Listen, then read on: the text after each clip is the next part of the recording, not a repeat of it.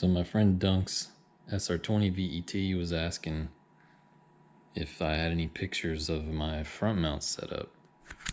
I'll do you one better, buddy. Get you some video. So this is a completely temporary setup. Obviously it's not pretty. It's 10 years old as well. This year, I think it's like 2.5-inch piping. eBay special blow-off valve with adapter, just 2 couplers on that, recirculated. Some fancy JV weld fittings down there. Just drilled some holes in the side of the aluminum piping down there. Get to recirculate. Stretch this to make it fit the throttle body for now. All this stuff eventually will get replaced once I get this thing running good. Then I'll get it looking good. But for now, we just want it in good shape.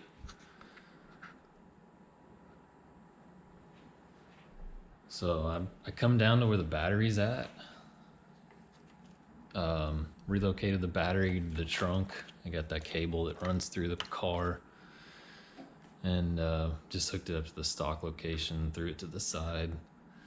There was a stock drain hole, I believe, here. I think I had a cut on it just a little bit to widen it out. Get that 90 there to fit. Let me see if I can still get down here. And I'm about to take the front bumper off, so we'll probably get a better view of it there. But it just comes down. I need to rust proof that up there, but kind of get the idea. 90 into that, 90 up to the front of the car, and to the front mount.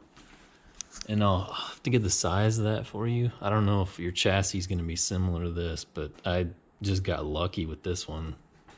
eBay special front mount, and it fit right below this factory bar. I didn't have to cut on it at all. There you go, JDM Sport. They probably don't even make these things anymore. It's at least 10 years old. Comes out here, curves around, goes up and underneath the AC into the compressor. Had to notch the cross member down there just a bit to get the pipe to fit. So that's the Avenir setup. And of course you got the intake coupler 90. That there is horrible, but it does the job for now. I have to get an adapter that fits directly onto the MAF. And probably fasten that intake air temp sensor eventually. For now, it's just gonna hang out there. But once I get the bumper off here, I'll show you what it looks like in a second and get underneath the car. So taking off the bumper, there's a few bolts you can get to. You can get to these up in the front, but then you're gonna have 2 right there that are behind the headlight. So you're gonna have to take all the headlights out to get the front bumper off. And those side marker comes off, and there's 2 bolts there. Those 2 will have to come off. And on the other side here, oh boy, I'm gonna have to take this off.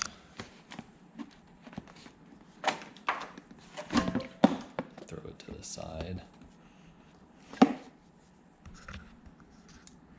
And then you got 2 here.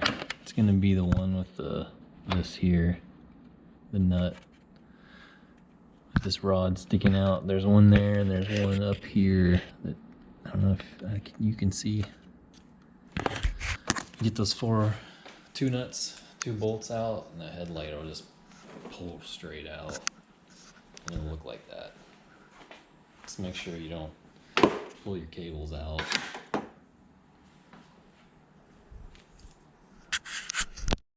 And the side marker is just 1 screw right here. Unscrew that, just throw it to the side. I got a nice fancy wrecked bumper from somebody hitting and running, and didn't have insurance, so it was really easy to get that side marker out.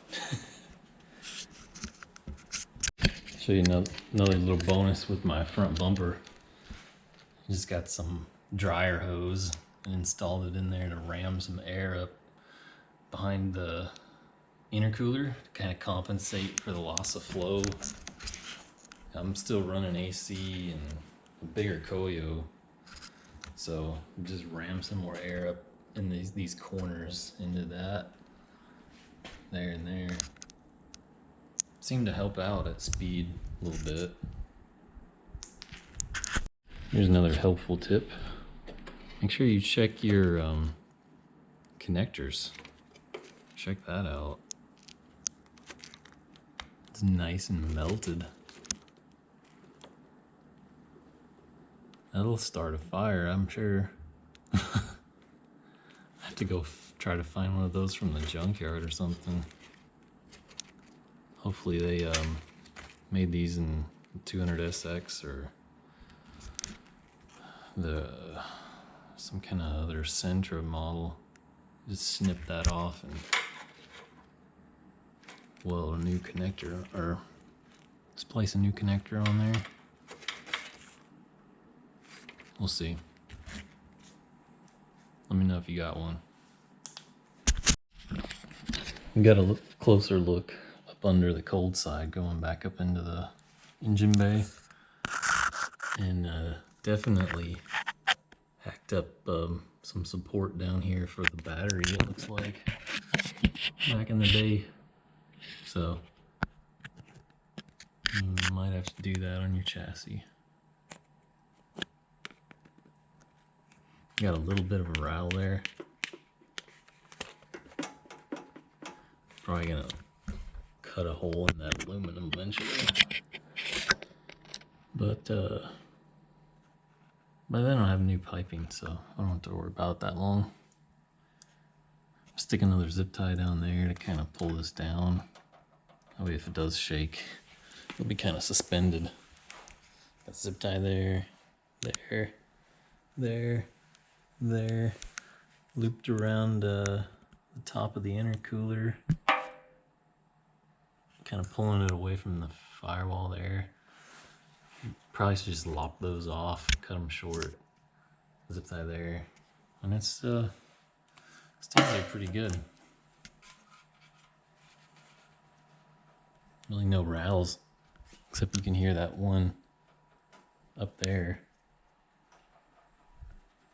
So it ought to be pretty solid. Also, when you slip the bumper on there, the bottom of the lip curves right under this almost perfectly, so it's also supported underneath from the bumper.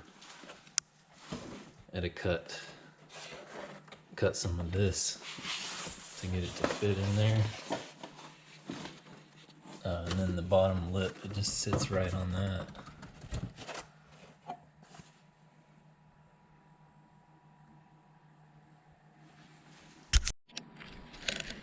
And here's after the adjustment.